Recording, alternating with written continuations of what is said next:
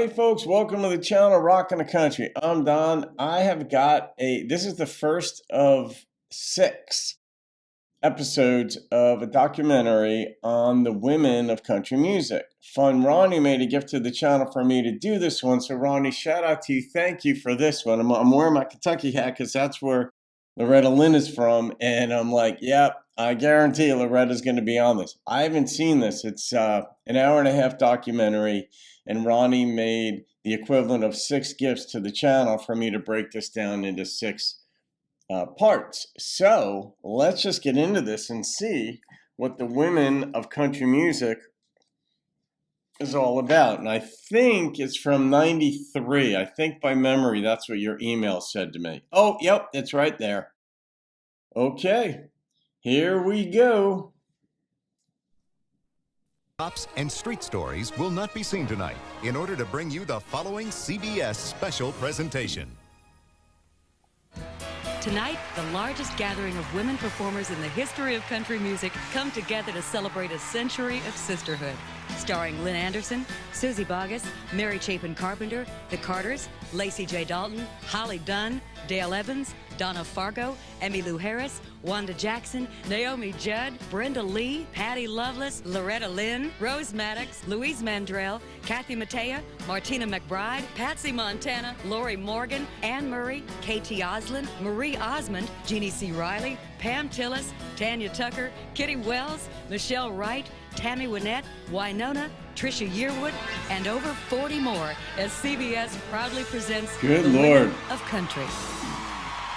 That was unbelievable, that intro. But this is 32 years ago. So you can see how young, like even Martina, look like a baby there. 40 years ago, a woman just didn't speak out like they do nowadays. But boy, I have learned. Have I ever learned?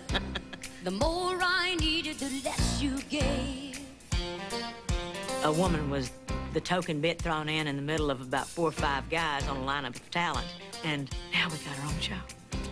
You never would listen. I think women in country music have really come up. I mean, they're really very strong, they're powerful, and they have powerful messages. But if you think I won't go, just watch me. Now you've had several women that are selling platinum, and that really gets the attention of these record companies. You don't even know you lost me. I really see this as a strong time for women to make a point. Oh, just watch me walk away.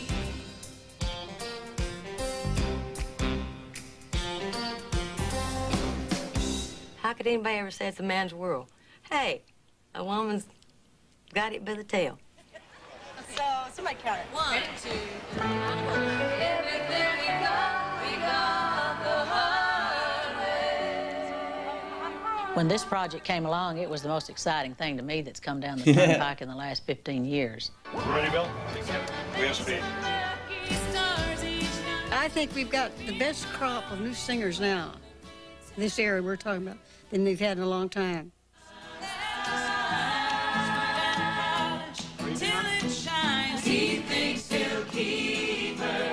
Country music has changed a lot. There's a whole new breed.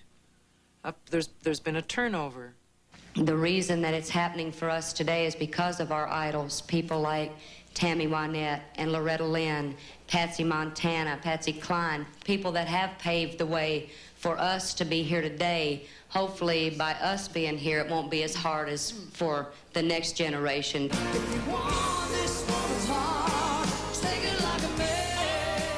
The women are making such brave and compelling music, and it's so unusual that all of these women artists are literally in the same place at the same time. It feels very nurturing. That's an event to me, and it's worth everything.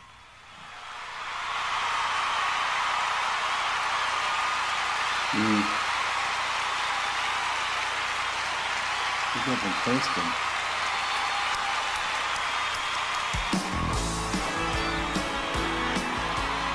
I'm so curious to see where this goes, Ronnie.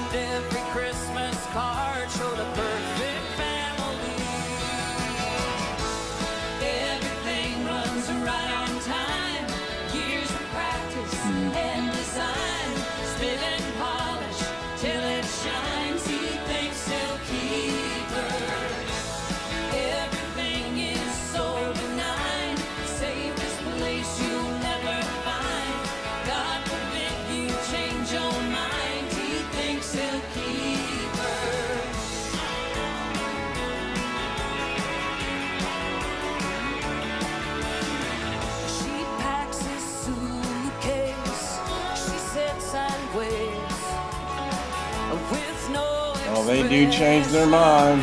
upon her face. When she was 36, she met him at their door. She said, I'm sorry, I don't love you anymore. Everything runs right on time. Years of practice and design. Spit and polish till it shines. He thinks he'll keep her. Everything is so benign. Safest place you'll ever find. God forbid you change your mind. He thinks he'll keep her.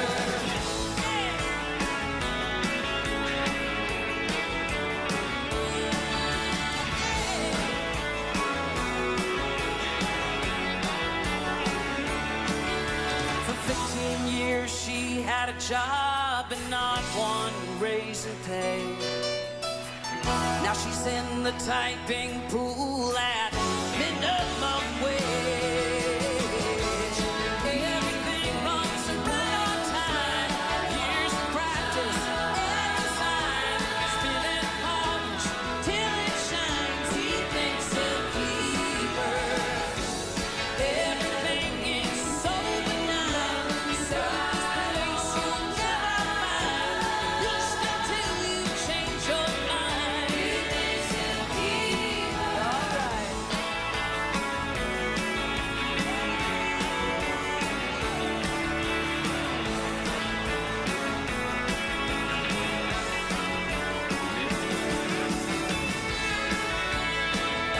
She reminded me of somebody there.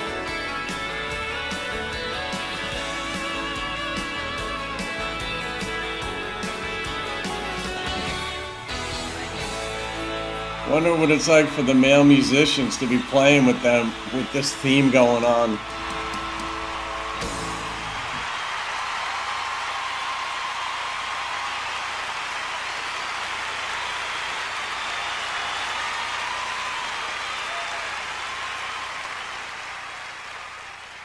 We would not have the opportunity to go out and do what we do in our generation of women in country music if these women hadn't been out there so as the only young, woman in Ronnie. a gang of men paving the way for us. That especially makes me feel like part of a heritage.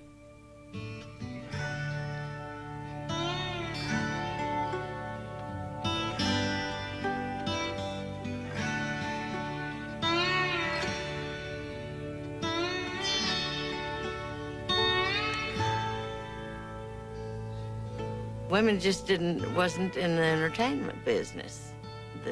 They stayed home and had kids and tended to the house things.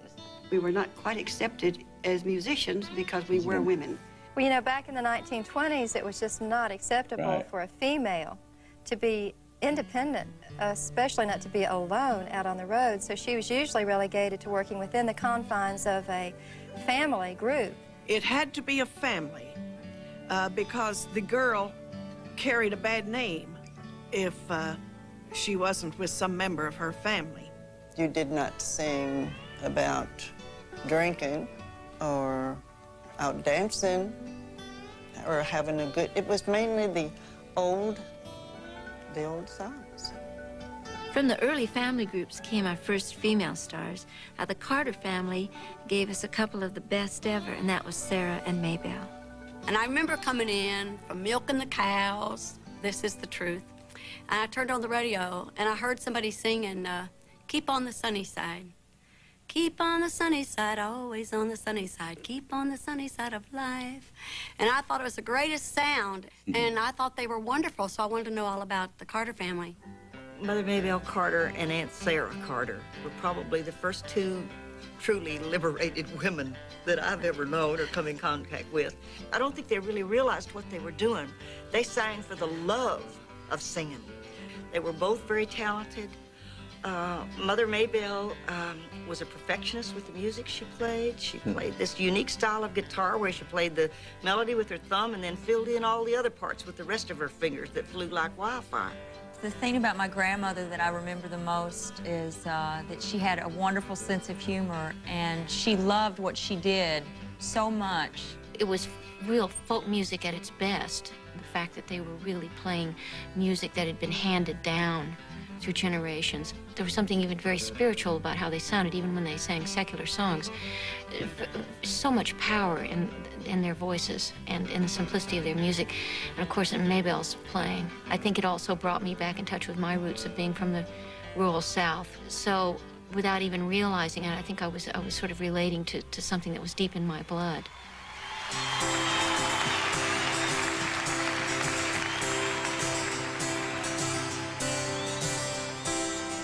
Well, hello, stranger. Put your loving hand in mine. Hello, stranger. All right, I'm not stopping it there because there's still more time to go on this one. There's a lot of thoughts that come up too when you study like civilizations and cultures and the migration, if you will, to America and the Revolutionary War and all that time period when you're starting a new country. Times are obviously tough, and the evolution of societal changes, people I think misassign or misattribute why they happen so often. And it's not just in this domain here, but specific to this, that it was very difficult times when you're coming over and you're starting the American colonies and you don't have a government yet, and it's really survival. And so you do what's practical. And the men had it brutal, and the women had it brutal. And you just think about giving birth back then versus now, where we have medical advancements and anesthesia and all this stuff. That part of it is different. But the men were out in the field. The women, too, were out in the field when they could. I mean, it was just very practical. You did what you could to survive. And then in the UK, obviously, with the Revolutionary War, the crown wants to continue to subjugate the people who've migrated over to the American shores. And so it was just a very, very difficult time. And so roles were defined. Like, men did do the grunt work. And over time, just flash 100 some odd years, whatever, forward, 200 years forward, we have office buildings, we have automation, we have all these things. And women can actually do those things, like fighter pilots now. It's that because things are automated and it doesn't require as much physical strength. Being a pilot, for example, does require some physical strength, but not the strength that it did back in the day or the prior work. So as civilization changes, and you look at one of the things that happened after the Holocaust, where it goes on to this day, especially in conservative Jewish households and communities, where the whole idea is to populate, to give birth to more Jewish babies, to, in a sense, not make up for, but not entirely discordant with the idea of repopulating the 6 million Jews that were killed in the Holocaust and all that. So there's a practical side. You can agree or disagree with it, depending on your religion, your faith, lack thereof. But the idea, women have a lot of babies in conservative Jewish homes. That's sort of seen as their role.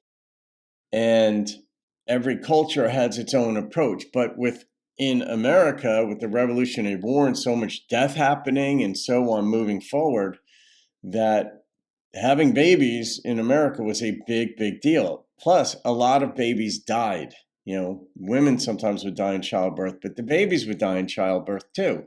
So being pregnant, staying home, that was seen as sort of like a woman's duty, not because they couldn't. It's just because there was nothing else in many ways to do. I mean, it was an agrarian society where you farmed. It was very, very difficult work, very hard work, and the men generally did that. So the division was there.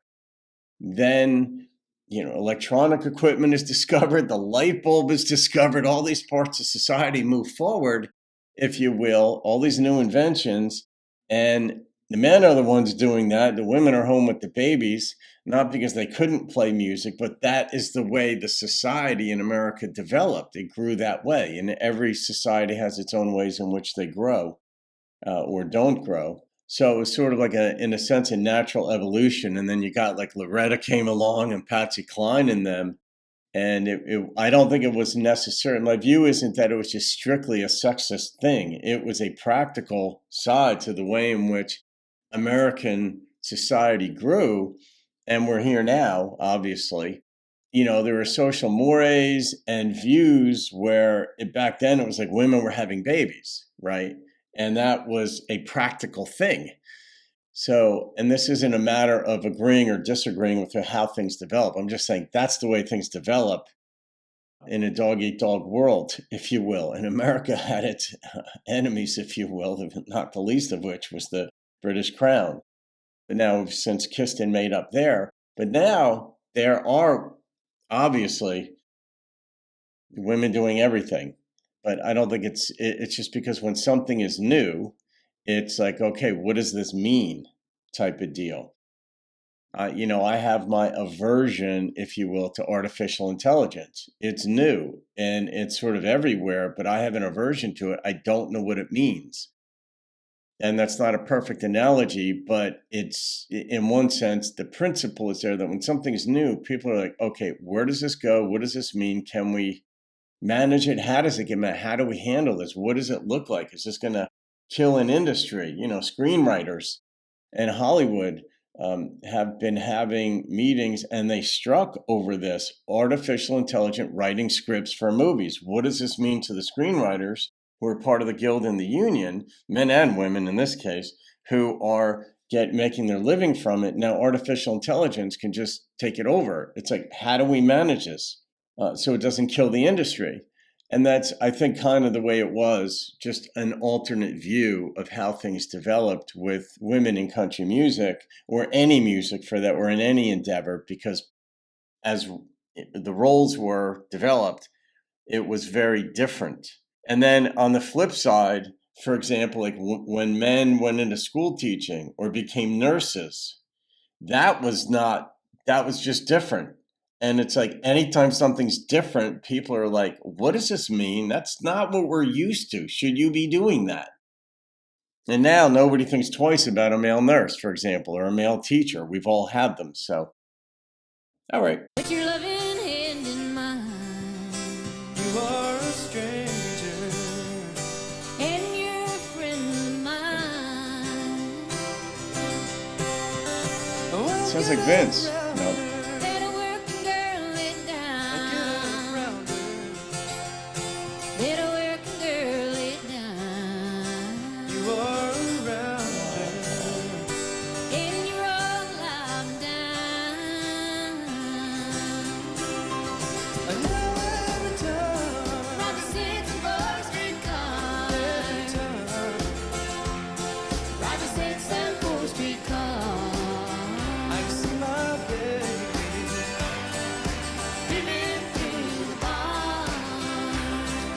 Love it.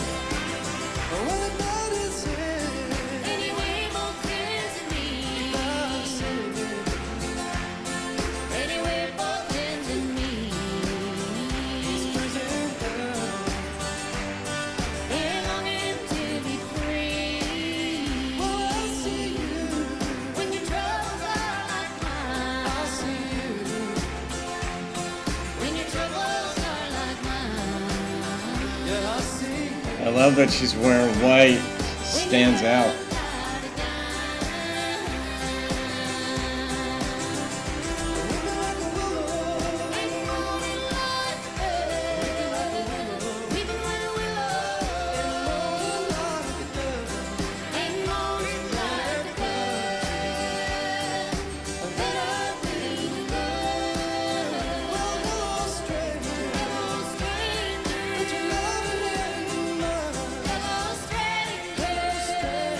What a beautiful song.